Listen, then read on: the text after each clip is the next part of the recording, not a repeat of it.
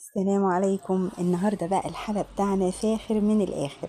انسي بقى أي وصفات كيكة عملتيها قبل كده. عشاق بقى الجوز الهند يجمعوا معانا. النهاردة هنعمل كيكة بجوز الهند والكراميل، حاجة خطيرة خطيرة خطيرة. طعم ولذاذة بقى ملهمش حل. أكتر ناس بقى هتدعيلي على الوصفة ديت هم عشاق البشر أو الجوز الهند، لأن هي مكوناتها لذيذة جدا من غير دقيق. هنعمل حلا خطير خطير فاخر كده يشرفك. انسي بقى المكونات وانسي بقى الحاجات المكلفة وانسي بقى ارتفاع السكر، لان دي بقى فيها مكونات خطيرة خطيرة. تابعيني فضلا وليس امرا واشتركي في القناة علشان يوصلك كل جديد مننا دايما. كل سنة وانتم طيبين، احنا في العشر الاوائل من ذي الحجة. اللهم اكتب لنا حجة بيتك الحرام. اللهم ارزقنا صحبة طيبة يا رب وزيارة بيتك الحرام والكعبة المشرفة. اول حاجة معايا هنا ديت كوباية من السكر. انا معايراها بكوبايه الشاي العاديه، بس انا حطيتها هنا، يعني هي تبان هنا ان هي مش كوبايه كامله، لكن هي كوبايه كامله. انا حطاها بس في المج ده. ومعايا برضو زيها واحده من جوز الهند بكامل الدسم بقى، نص دسم الموجود عندك والمتاح، ناعمه خشنه مش هتفرق، بس طبعا لما بتبقى ناعمه شويه بتبقى افضل يعني، بتبقى طعمها لذيذ. هنجيب معانا 3 بيضات، لو كان حجمهم كبير، لو كانت صغيرة يبقى 4، بودر وفانيليا. واللي معايا دوت اللي هو اللبن البودر، لو انت هتجيبي الباكيتات اللي هي الجاهزة هتجيبي 2 باكيت. لو انت عندك اللي هو الفرد اللي بتجيبيه بالوزن هتحطي حوالي 3 معالق كبار او معلقتين كبار، حسب يعني ما انت تحبي. ومعانا هنا ده قشطة، بس انا يعني ايه خففتها كده بشوية لبن، علشان لما اجي اعمل التوفي اللي هو هيتصب على الوش يبقى معايا سهله ان انا ما تتكتلش معايا في قلب التوفي. كمان التوفي بتاعي ما يطلعش تقيل قوي. فانا كده ايه حطيتهم كده في شويه لبن وربيتهم، ممكن تزودي عليهم معلقه من النشا. المكونات سهله وبسيطه وجميله ما فيهاش اي دقيق. اول حاجه هنبتدي بيها، هنبتدي نحمص اللبن البودر. هحط كده معلقه من الزبده او السمنه الفلاحي عشان يبقى طعمها كده جميل. وهنزل باللبن البودره بتاعي كله على نار هاديه قوي. هبتدي اقلب فيه لحد ما يبتدي يبقى لونه ذهبي. ما تعليش النار وتستعجلي عليه علشان خاطر ما يلدعش معاكي بسرعه، وفي نفس الوقت يبقى ريحته حلوه ويعني ايه، ويخرج اي رطوبه بقى فيه وياخد اللون الذهبي الحلو ده. بصي خلي عندك طولة بال وافضلي قلبي فيه كده وايديكي فيه واحده واحده. اللهم صل وسلم وبارك على سيدنا محمد. لا إله إلا الله وحده لا شريك له، الملك وله الحمد، يحيي ويميت على كل شيء قدير. أفضل الأعمال في الأيام العشر الذكر، كثرة الذكر والتكبير والتهليل. بصوا اللون بتاعي كده جميل قوي.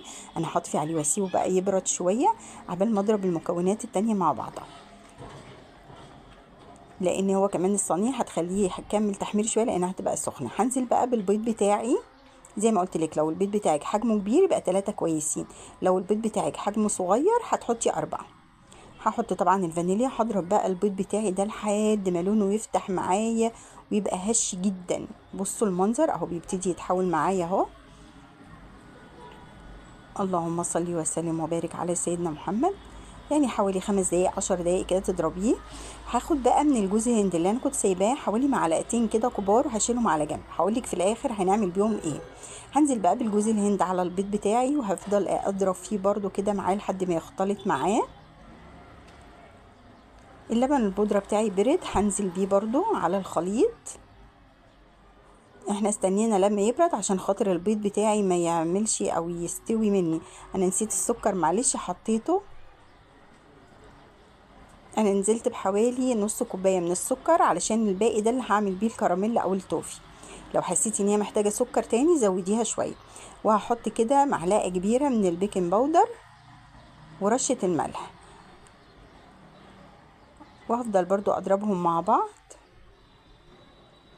اللهم صل وسلم وبارك على سيدنا محمد. هلم بقى الجوانب بتاعتي كده واتاكد ان الخليط كله اختلط مع بعضه، طبعا بالراحه عشان الهواء بتاع البيض كده ما يخرجش منها. هجيب بقى القالب بتاعي وهكون دهناه بالسمنه وهنزل بالخليط. الخليط ده بيستوي على نار هاديه قوي زي الكيكه برضو، وما بياخدش وقت كتير علشان ده ما فيهوش دقيق، ده يعني لبن بودره وجوز هند وبيض. اللهم صل وسلم وبارك على سيدنا محمد.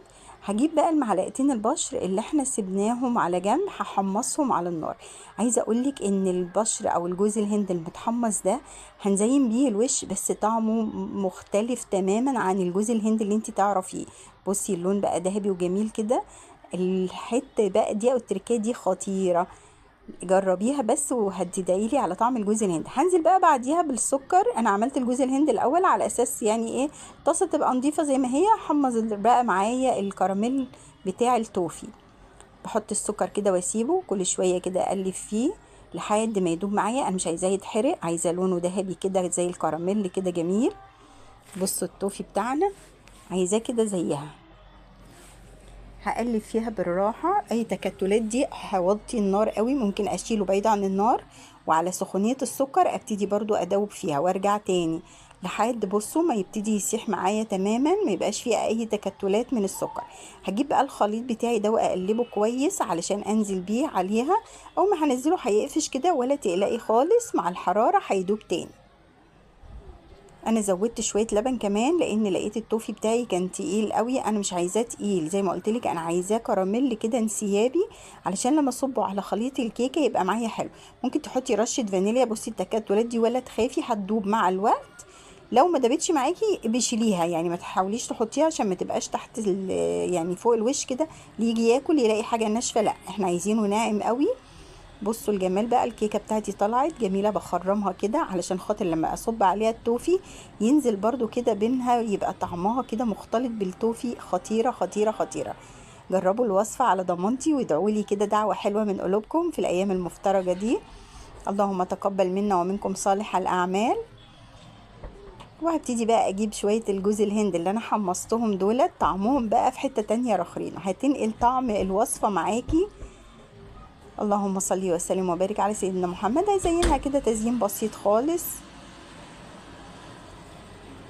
طمنوني على ولادكم عاملين ايه في الامتحانات؟ حاسين بالامتحانات ولا زي عندنا كده لا مبالاة؟ اللهم اهدي الجيل كله يا رب كده واصلح حالهم. اللهم صل وسلم وبارك على سيدنا محمد. بصوا تزيين بسيط، قطعتها كده. هدخلها بقى التلاجة تبرد علشان التوفي بتاعي ديت يبقى طعمه حلو كده. بحبكم في الله قناتنا، وتفعلوا الجرس علشان يوصل لكم كل جديد مننا. قناتنا منوعات أسرة بسيطة. كل سنة وانتم طيبين، ويا رب كده عيد أضحى سعيد علينا وعلى الأمة الإسلامية. وإن شاء الله يا رب كده، يا رب اللي تحط لايك ربنا يجمعنا كده مع بعض بحجة أو عمرة عن قريب، اللهم آمين. كل سنة وانتم طيبين. أوصيكم وأوصي نفسي بكثرة التكبير والتحميد والتهليل في أيام العشر. ما أفضل من أعمال في أيام العشر من التكبير والتحميد والتهليل لله عز وجل. لبيك اللهم لبيك، لبيك لا شريك لك لبيك، إن الحمد والنعمة لك والملك لا شريك لك.